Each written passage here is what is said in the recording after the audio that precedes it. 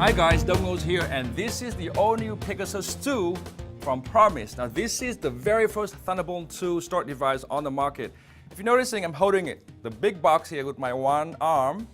That's not because I'm strong, it's because it's an empty box. Because the actual device itself is so heavy, I do need both arms. Right here.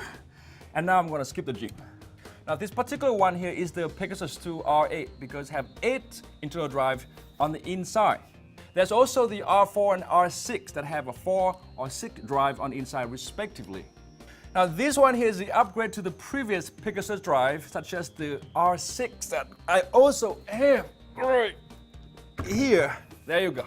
Here I'm really going to skip the gym today like I did yesterday. Now the only difference between the two is this one here support Thunderbolt and this one right here support Thunderbolt 2. On the back here you're going to see there are 2 Thunderbolt ports. You only need one to make it work with a computer, but the other one you can use to connect another Thunderbolt device to it. You can daisy chain about 6 devices together without performance degradation. Now at 20 gigabit per second, Thunderbolt 2 is very fast, but there's a catch. You do need new computer that support it. And for that reason, I have to use this brand new MacBook Pro with Retina screen here to test it instead of the other MacBook Pro that's just slightly less new. Now in my testing, the Pegasus2 here was actually very fast, offering the sustained real-world speed of some 360 megabyte per second for writing and some 380 megabyte per second for reading. That is actually very fast and almost double that of the older Pegasus. Now this device here is a hardware RAID system, and that means you can configure its internal drive into all the RAID configuration available for the amount of drives it has. For example, the R8 here support RAID 0, RAID 1, RAID 10, RAID 5, RAID 6, and RAID 5.0. It includes a software utility for you to manage and build the RAIDs. It's very easy to do.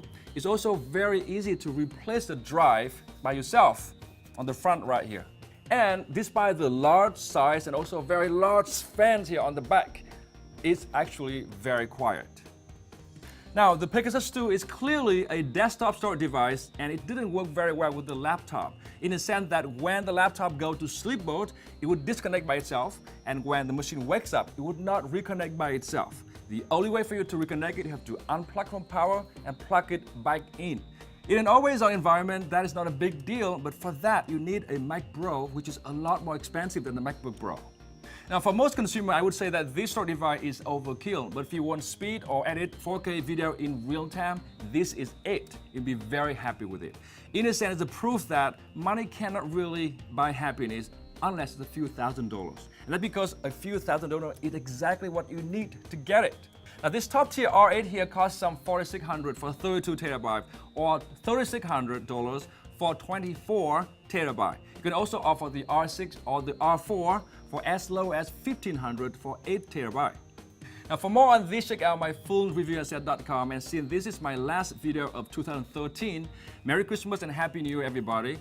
And you're going to see me next year and you're going to be happy that you do.